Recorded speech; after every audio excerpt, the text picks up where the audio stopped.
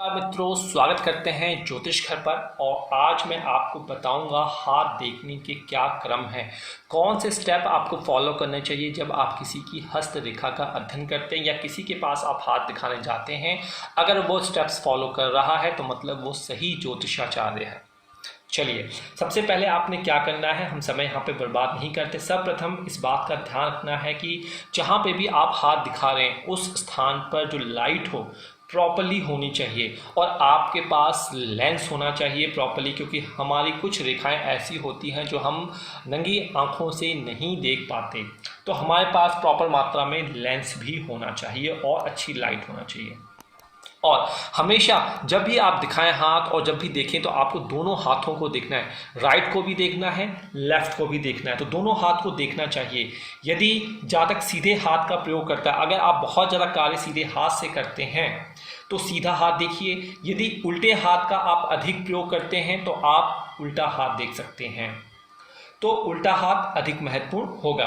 यदि किसी फलादोष को करते समय आप अनिश्चित की स्थिति में हैं, मतलब आप नहीं पता लगा पा रहे कि आपको सीधा हाथ देखना चाहिए या लेफ्ट हैंड देखना चाहिए, या फिर ऐसा जातक है जो सीधे हाथ से और लेफ्ट हैंड दोनों से कार्य करता है, तो उस केस में आपको सीधा हाथ ही देखना चाहिए बाय डिफ़ॉल्ट। जैसा कि हम कहते हैं कि लड़कों के लिए, मनुष्य के लिए, मेल के लिए सीधा हाथ और कन्याओं के लिए आपको उल्टा हाथ देखना है। ये पहला रूल है।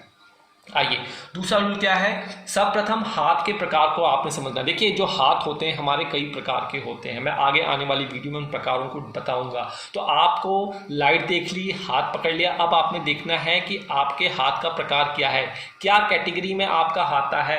आपका हाथ लाल है, पीला है, काला है, टाइट है, किस तरीके का आप हाथ है। फिर आपको हाथ का प्रकार देखना है, हाथ का रंग देखना है, हाथ के ऊपर जो नक्काशी बनी हुई है कितना ये मजबूत है, कितना झुर्रियाँ हैं। उसके पश्चात आपको जो उंगलियां हैं और जो अंगूठे हैं इनकी बनावटों को देखना है कि इनकी बनावटें कैसी हैं। ये सब कुछ मैं आपको बताऊंगा, लेकिन पहली चीज़ जिनको नहीं पता है या किसी को आप ट्रेनिंग दे रहे हैं, ये चीज़ आपको पता होनी चाहिए।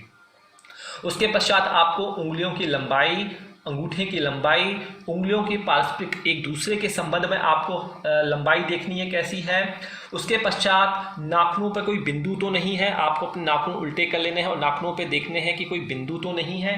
इन नाखूनों, ये नाखूनों पे जो बिंदु होते हैं सफ़ेद सफ़ेद, जिसे आप कैल्शियम की कमी कहते हैं, वो कैल्शियम कहीं ना कहीं साइंस का भी पार्ट है और एस्ट्रोलॉजी का भी पार्ट है। तो नाखूनों पे कोई बिंदु है या नहीं, इन सब का विचार करते हुए आप जातक के स्वभाव आदि का फलादेश कर सकते हैं। इतनी चीज़ों के लिए अगर कोई आपके पास आए, आप उसके नेचर को जानना चाहते हैं, स्वभाव को जानना चाहते हैं, तो इन चीज़ों का प्रयोग करके आप बता सकते हैं। इसी के आधार पर कुछ हमारी नेचुरल इंस्टिंक्ट होती हैं, हमारे नेचुरल बिहेवियर होता है, वो भी आप इन्हीं के हिसाब से बता पाएंगे। आइए, इसके पश्चात जो ये हमारे उठे हुए पर्वों के नीचे की जगह होती है, ये पर्वत होते हैं हमारे हाथ में। ये होता है, देखिए, बुध पर्वत हो गया, सूर्य पर्वत, शनि पर्वत हो गया, बृहस्पति पर्वत हो गया, शुक्र पर्वत हो गया, मंगल पर्वत हो गया, यहाँ पे चंद्र पर्वत हो गया। ये मंगल का ही स्थान पूरा का पूरा होता है। तो ये जो पर्वत होते हैं तो इनका भी बहुत महत्वपूर्ण स्थान होता है, तो आपको इन पर्वतों को भी देखना है। मंगल का भी ध्यानपूर्वक अध्ययन करना है। पर्वतों में ध्यान देने जो योग्य बातें हैं वो चीज़ें मैं आपको सारा कुछ आगे बताऊंगा। आपको ध्यान देखते रहना है कि क्या क्या हमें इसको पढ़ना है। उसके पश्चात पर्वतों के समान ही उंगलियों का भी आपको गहन अध्ययन करना है। ये हर पर्वत के साथ, हर पर्वत के ऊपर जो उंगली है ये अपने आप में बहुत महत्वपूर्ण होती हैं, तो आपको इन उंगलियों का भी गहन अध्ययन करना है। फलादेश में उंगलियों और अंगूठे का विशेष महत्व होता है, नोट कर लीजिए। हाथ की बनावट, अंगूठे तथा उंगलियों के आधार पर आप जातक जातिका के मूल प्रवृत्तियों को जान सकते हैं। मूलतः मूल प्रवृत्तियां पर ही जातक का संपूर्ण जीवन, जैसा उसका इंस्टिंक्ट होगा, पूरा का पूरा जीवन जो होगा उसका वैसा ही होता चला जाता है। तो ये सारी चीज़ आप जातक के हस्तरेखा से जान सकते हैं। यहाँ पे मैं एक बात आपको कहना चाहूँगा, अगर आपको लगता है हस्त की आपको विश्लेषण करवाना है तो आप हमारे ज्योतिष घर के माध्यम से description box, about us page के थ्रू आप हमसे कांटेक्ट कर सकते हैं।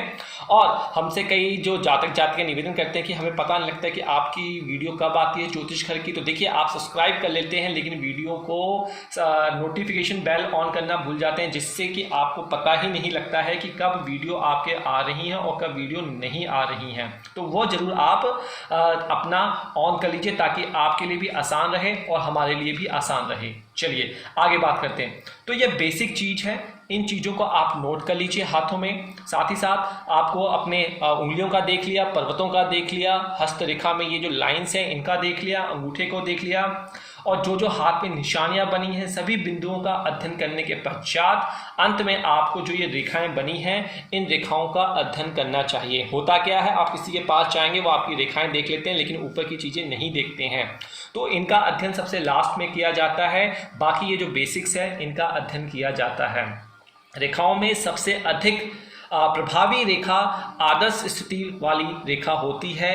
वह रेखा होती है जो पतली हो और गहरी हो। देखिए ये जो पतली रेखाएं होती हैं यही आदर्श रेखाएं होती हैं। देखिए ये पतली रेखाएं जो होती हैं आदर्श रेखाएं होती हैं, इनसे छोटी छोटी रेखाएं निकलती हैं, हल्की मोटी, और यही रेखाएं कभी गाढ़ी होती हैं, कभी काली होती हैं, कभी पीली होती हैं। तो इनका प्रभाव तब किया जाता है किस पर्वत से ये रेखाएं जा रही हैं और किस पर्वत पर यह रेखाएं आपको क्या दिखाना चाहती हैं, ये आपका ज्योतिषाचार्य आपको सही तरीके से बता सकता है। तो ये सिंपल पहलू थे, मोटा मोटा आपने ये समझा। यह रेखाएं सबसे बाद में पढ़ी जाती हैं, बाकी का आउटर फेस सबसे पहले पढ़ा जाता है। तो आज मैं यहाँ पे इजाज़त चाहूँगा, जल्द मिलेंगे कुछ नए सिद्धांतों के साथ हस्तरेखा के ऊपर ही।